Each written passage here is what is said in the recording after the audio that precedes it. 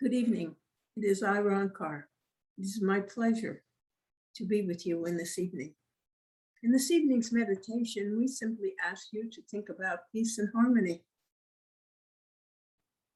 That which you think about is what you attract to yourself. And if you want peace and harmony in your life, it is good for you to use those words as a mantra. You could choose many other words that you like. You could choose success and prosperity. They go very well together. And if you would like to manifest them in your life, think about them. Spend your few minutes in meditation every day and use those things that you wish to attract to yourself as your mantra. If you were to spend every day, just 5 minutes a day, utilizing a mantra that consists of peace and harmony, you would find that your life becomes much more peaceful. You will get less agitated, annoyed, or frustrated in your days.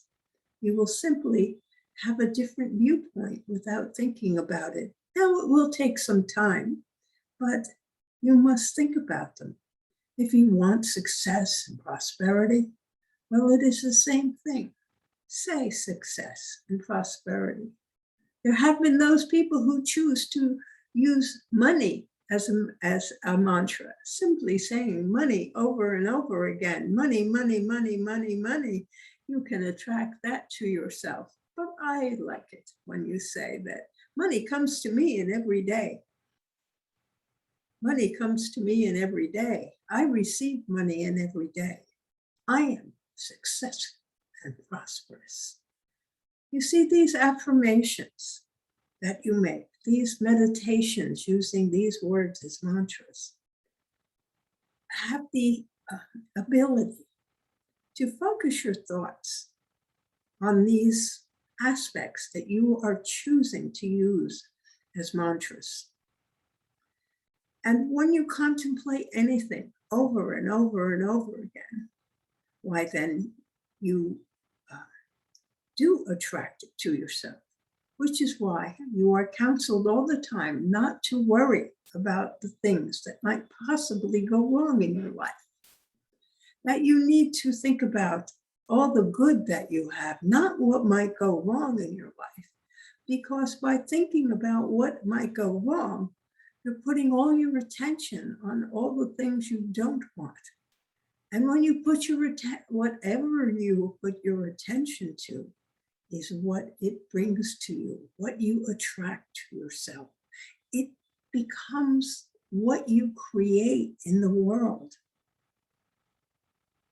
Is what you think about, you create it. And so this is a simple lesson in this evening, just to think about what you want to think about, what you want to bring into your life. Use those feelings. You want a relationship, you can think about loving a loving person. You can think about love, that you are love, that you want love in your life. That which you choose to think about, that's what you attract to yourself. And I know you think that sometimes you have put the effort forth to deliberately attract something to yourself. And so you may keep it up for a few days. But you forget. You stop setting aside the time to contemplate that which you wish to receive. And as a result, you sidetrack yourself into other things. And perhaps your habitual thoughts is one of worrying. Many people think if they worry enough, they can avoid that which they are thinking about because they can be aware of it. They can see it coming. But it is not true. When you see it coming, what will you do about it? Because you have been habitually thinking about it. You have not been thinking about solutions. You have not been thinking about what actions will I take. You will not be making plans. You will simply have been thinking, what am I going to do? What if this happens? What shall I do?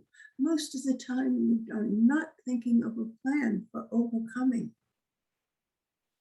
You are simply attracting that which you do not want into your life when you think about the things that you do not want.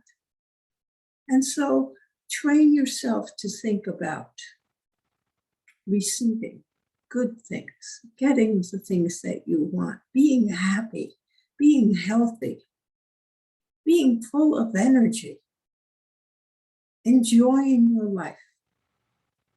And then it becomes your reality. And so just remember these things and create the reality that you want to live in. And I hope it will be the ones that we have already used in this evening, ones with peace and harmony, maybe success and prosperity, happiness, joy. Cultivate these things in your thoughts and let them emerge in your life. Are there any questions you would like to ask in this evening? I hope there are some questions.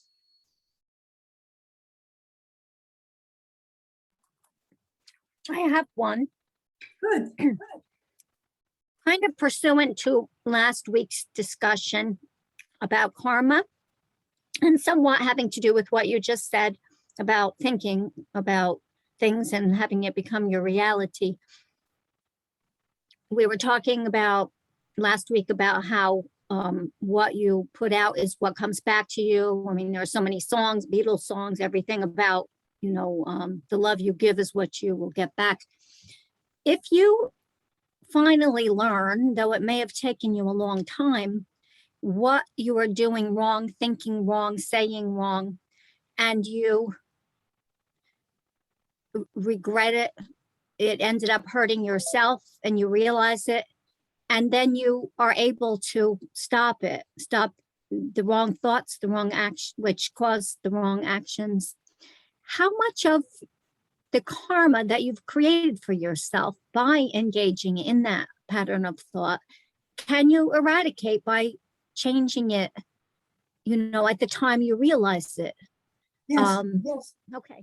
I understand your question. And all karma, as soon as you realize and understand what is causing you unhappiness in your life, and you take the actions to change it, and you have not been creating karma just because you have been thinking erroneously in the past. You were simply affecting your life at that moment. You were not creating karma in the sense you would have to pay back or do something to change it. As soon as you change your thoughts, as soon as you change your way of being, you begin to now manifest that which you wish. And if you are not yet beginning to manifest the things that you have been seeking for, it is only because you are still unskilled in the art of thinking about and focusing on the things that will make you happy in life. You see, it isn't as easy as saying, this will make me happy. It's deciding that you are happy with what is there. Now, that may seem strange.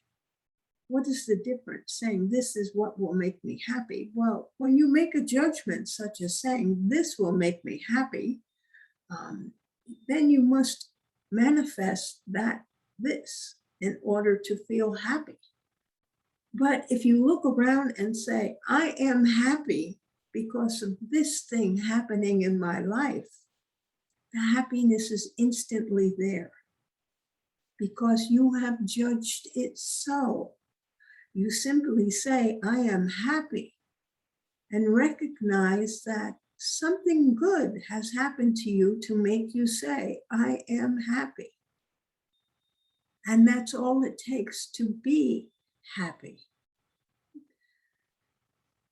I know sometimes we think in terms of a joke that somebody may tell you.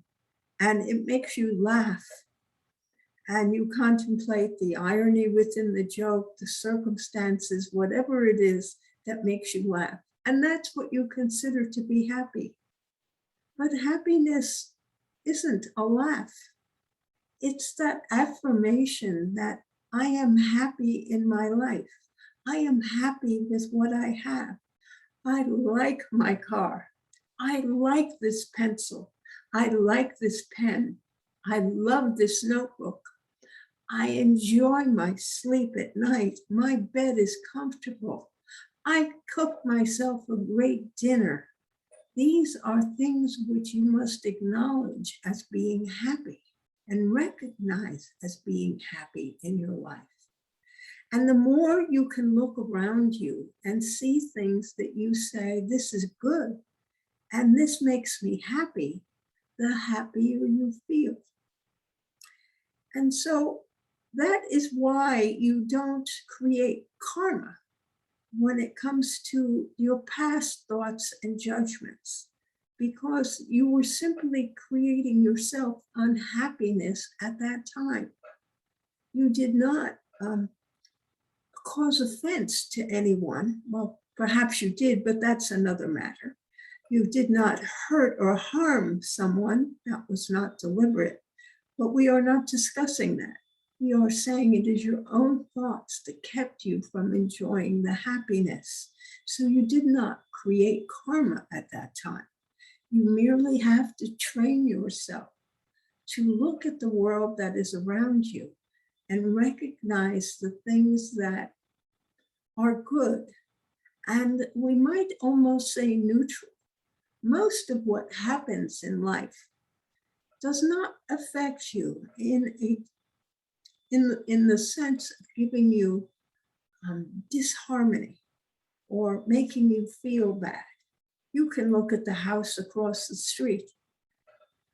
Perhaps they have not mowed their lawn for 3 days, but it's not your house. If you choose to make a judgment and say they should be mowing their lawn, I'm not happy because they don't mow their lawn. Well, you have just created unhappiness, but no karma is attached. You have simply made yourself unhappy by your thought.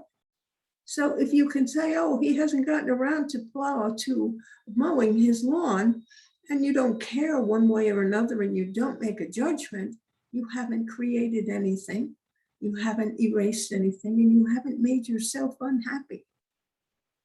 So that is why you had no karma attached to that time period when you were immersed in erroneous thoughts, which might be the result of your training, the things that you experienced while you were growing up.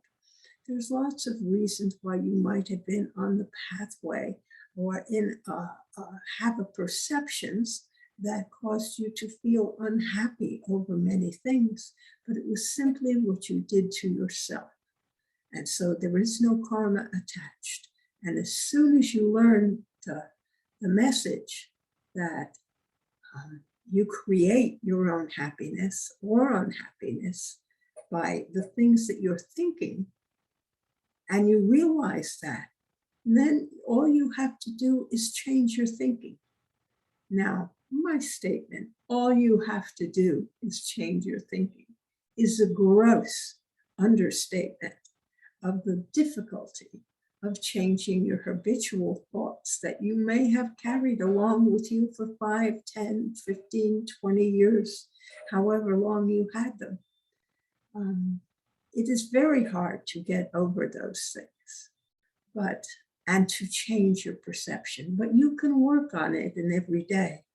I'm sure you have heard of the idea of using gratitude, expressing gratitude every night before you go to bed. Try to find yourself 3 things to be grateful for. This trains your mind to think about what's good in your life. I'm grateful because the traffic was not bad when I went to work today. It was an easy drive. I'm grateful because there were no accidents along the way. I'm grateful because And you must think of your own reasons you're grateful, and they can be as small as anything. It does not matter. But thinking about what is good in your life is the way you train your life. You train your thinking and you train yourself, and you overcome those bad habits of incorrect thoughts that made you unhappy for a long time. And as you do more of this, you will begin to catch the unhappy thoughts as soon as they enter your mind. And then you can simply make a correction. You can say, cancel that thought. Cancel that thought. I'm not going to think that. I don't care that my neighbor did not mow his lawn and that his house looks a mess. It needs to be painted. It does not matter to me because it makes no difference in my life. And so I cancel that thought. Perhaps you could even try sending your neighbor some love and say, I know that he finds the time to get to the maintenance in his house and make himself feel better. And so that is how you train yourself slowly. Practice the attitude of gratitude. You can start with as little as one thing in the evening that you can be grateful for. If that's easy to come by, well, then change it to 2 or 3. And if that's easy for you, try to come up with 5 things. And soon you will be making a list that's 10 things long. You may not even write them down. You may just keep track of them on your fingers till you run through each hand and you have come up with 10 things to be grateful and happy for in the day. And that is it. You will find yourself once again, you will find yourself feeling better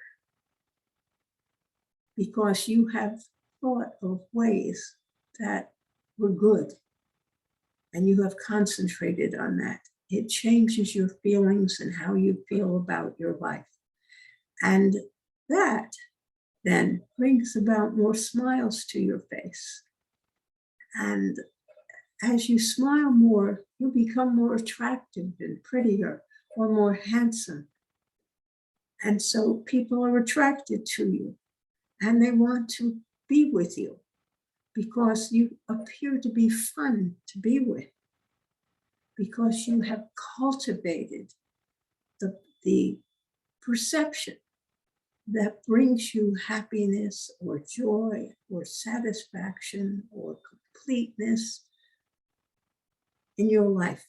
And those are all things to be grateful for. I hope that's been helpful. Do you have an additional question? Perhaps you're muted. Sorry, I'm sorry. Well, I certainly believe everything you said. It's not the first time I've heard those kind of things. I do think that most of the time our thoughts do lead to actions. How do you know what is going to accumulate karma and what will not accumulate karma? Are you saying it's just action based?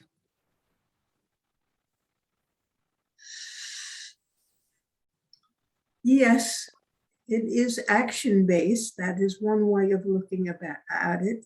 It is based on harm that you do to others or harm to the environment or harm to the people around you.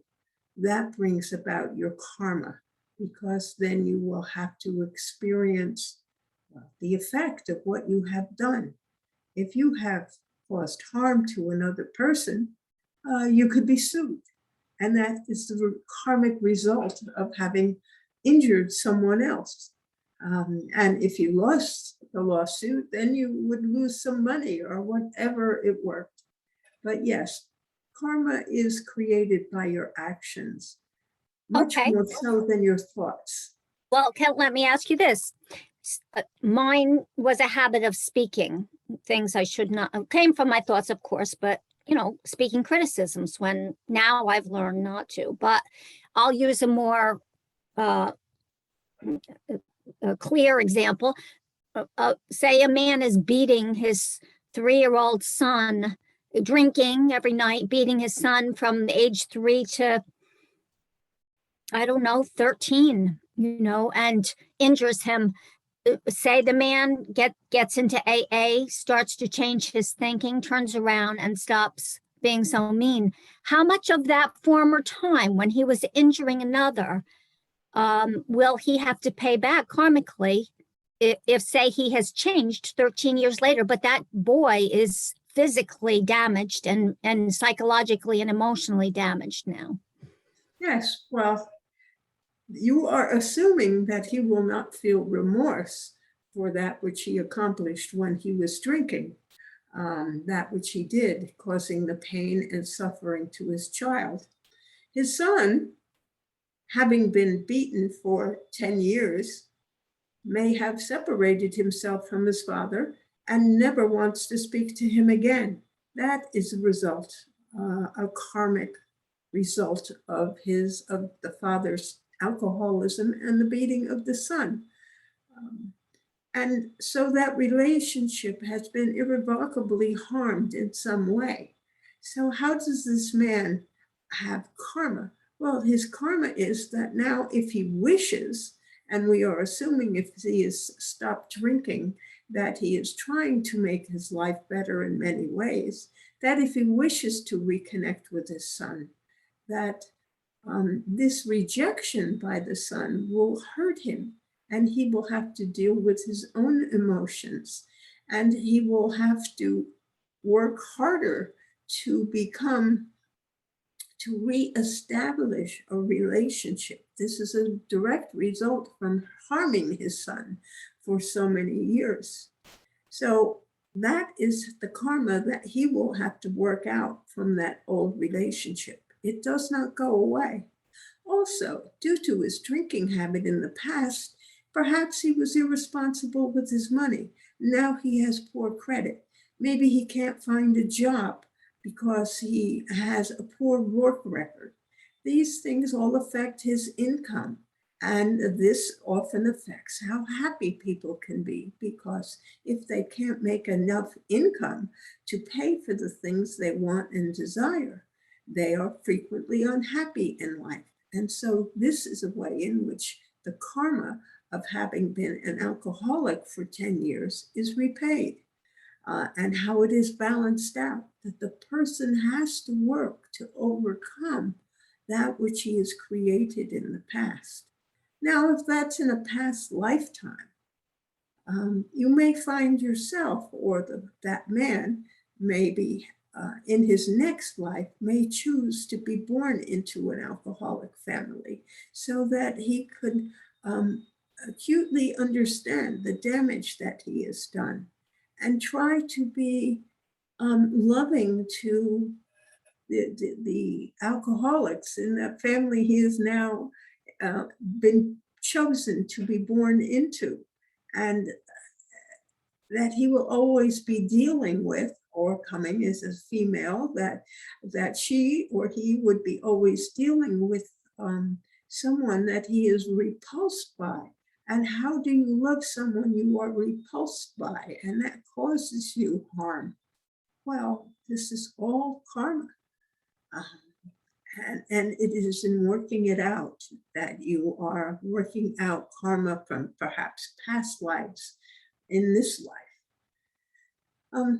But yes, in most karmic situations are action-based, either in a lifetime or not. When it comes to thinking, well, you have mentioned that you tended to be critical of people in your life. You have learned not to be overcritical, that it does not make you happy. It does not help you have a good relationship. It does not aid you in any way.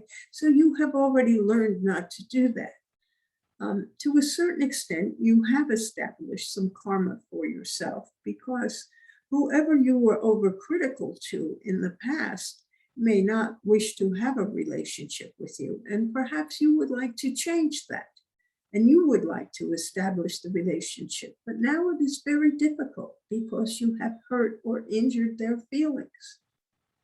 But So this is how you will work out that karma from when you were overly critical of people, that you will establish new ways of thinking, you will establish better actions, you will make new friends, you will not be as critical of your new friends as you were of your old friends, and you will create a newer, happier life for yourself from now. It's hard to go back and remake or change things, but perhaps you can do that if you wish. You can always try. But it is, as they say in Alcoholics Anonymous, that you ask forgiveness and you try to make amends. This is what you do so that you can free yourself from the past. And it is the same whether you have chosen to free yourself from bad actions, which were destructive to yourself in the past, or whether they were destructive to other people in the past. This is your opportunity to move forward into the future.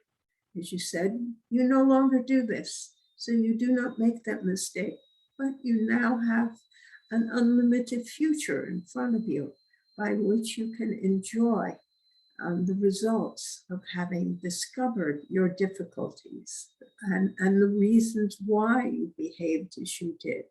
And understanding that about yourself allows you to be happy with you, to forgive yourself, all of which are very important parts of dealing with karma and bad actions in your own life. Thank you.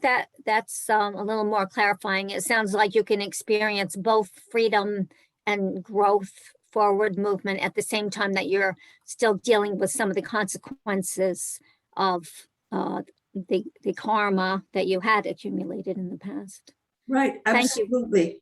Absolutely. You can, once you realize the mistakes that you were making, then you can immediately begin to take the actions which help you move forward. As you have said, many times it comes about simply by monitoring your thoughts and monitoring your words.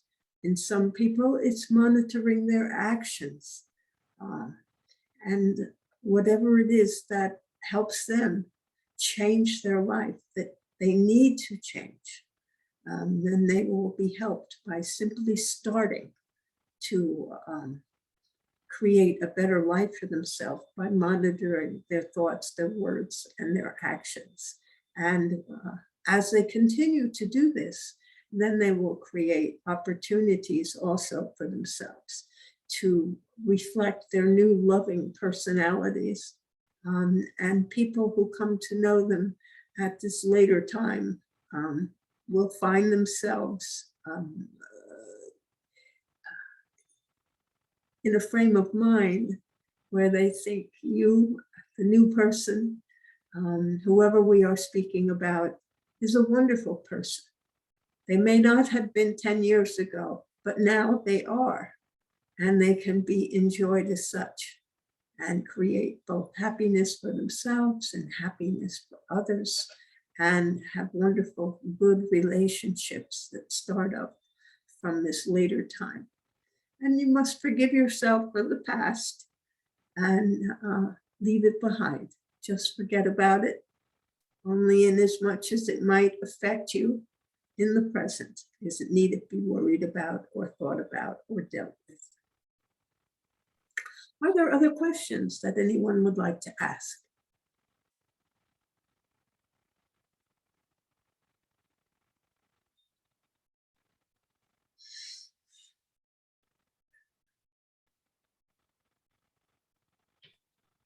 Yeah, I have a question. Yes. My question is around blockage. Excuse me. For example, I used to be the kind of person that whatever I set my mind on, whatever dream I had, I would work at it and be able to accomplish it. Then about 19 years ago, I suffered a traumatic experience in a business, and I really lost myself and been trying to find myself in many different ways. But whatever I try, whatever business, whatever I try, I have not been able to be successful at. And I feel it's due to some kind of blockage that I have within me. And I'm looking to start a new venture, a new business to embark on. And I'm fearful that again, this blockage that I have will again pop up and sabotage whatever I'm doing. And it just wondering how do you get over that? How do you overcome something like that? Well, you have described the blockage perfectly. It is something usually that I do not know, and you need only to contemplate. What caused the traumatic event for yourself, and whether you blame yourself for what happened in at this time, in this traumatic event. And undoubtedly, with a traumatic event, you have judged yourself harshly or as being at least partially responsible for this, for whatever happened. And if it injured another, that could be part of your guilt, so to speak. If it just injured you, and you also can be making yourself a judgment about your worthiness to accomplish and achieve the success that you desire. So usually what you need to do is, first of all, understand this blockage, where it has come from and why it is there. And I suspect that you know it, and you feel the guilt, and you know that this traumatic event was at least partially your own fault. And as a result, even if it wasn't your own fault, some part of you believes that it was. And so you need to forgive yourself for the mistakes that led up to that traumatic event. Whatever you did that caused this event to manifest. When you can forgive yourself, you will probably find yourself unblocked. Now, you may have a need to make amends if that traumatic event affected others badly in any way. You may consider yourself guilty in some way over and above what might have been deemed in any court of law or in any way that you were responsible for. And it may have been said that you were not responsible for anything, but that which is in your mind may still hold you responsible. Now, also, if someone at that time, someone you respected, someone you loved, decided to make accusatory statements to you, saying that you were horrible, that you were responsible, that you caused difficulties for others, now you have been injured yourself by this person's words. And those words cut deeply into yourself. And as a result, they have further exacerbated your guilt because you both understand why they came to you, as well as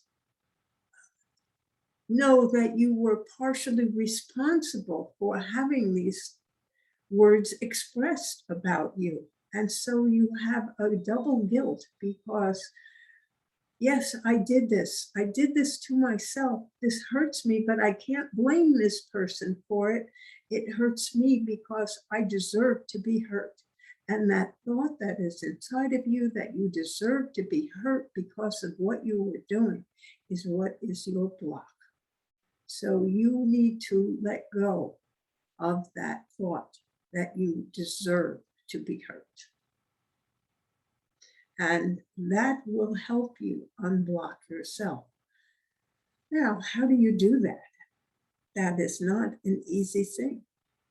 If you believe, if at least part of your subconscious mind believes that you deserve to be punished for what happened.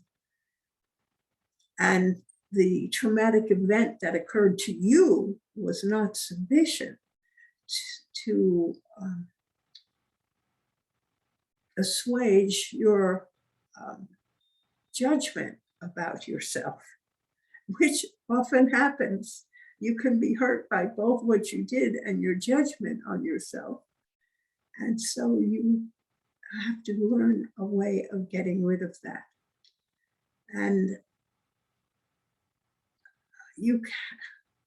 yes, you need to look into why the event happened and your judgments, your ideas about why it happened, and see whether you are guilty about your mistake that caused whatever to happen, whatever your involvement was, for there had to be.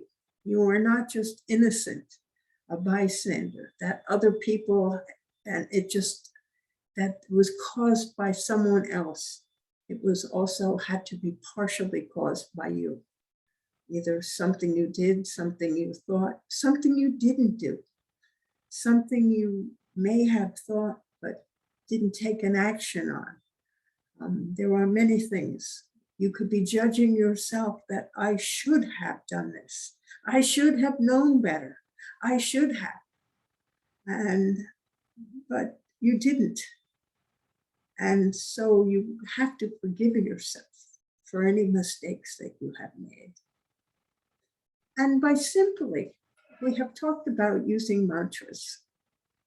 By simply using it as an affirmation that I forgive myself for the mistakes I have made in the past, and I deeply and completely love myself, for I know that I am good, and I am worthy, and I am deserving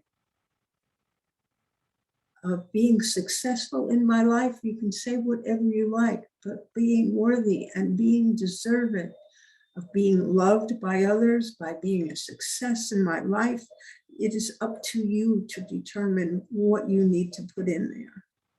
But you can start out by saying, I forgive myself for the mistakes I made in the past. You can be non-specific that way.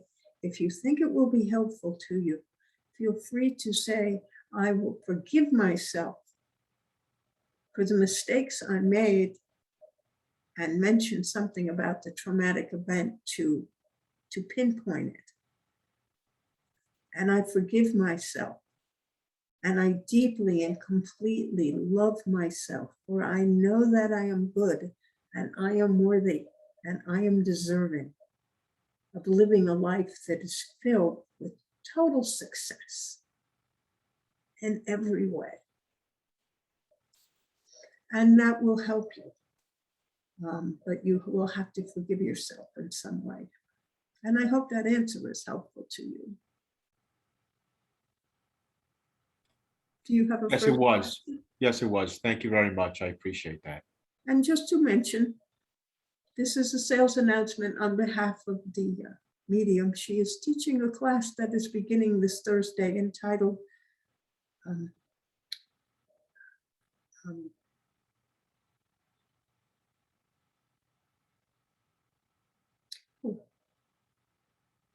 The Process of Self-Awakening, which deals with getting rid of blocks and helping yourself move forward in your life. And if you are interested in pursuing that information, you of course may choose to sign up for the class. It is over Zoom, and it is available. Yes, it is good. She does not always do enough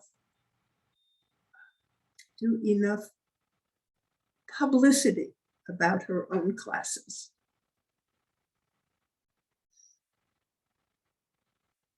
So are there any other questions? Thank you very much for the questions we've had today. Are there any more questions?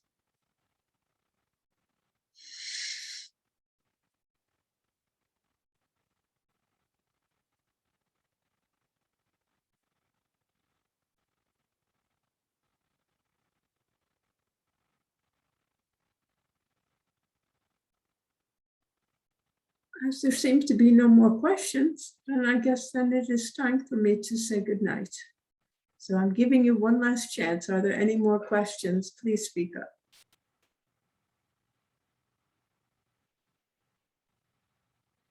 It has been my pleasure to be with you in this evening. I hope you have enjoyed this evening. And I give you all my blessings. Good night. Hi, I'm back. Okay, everybody. Well, it was a nice short evening. I hope nobody had any questions that they didn't get answered. And I'm just going to say, remember, I love you all. Good night.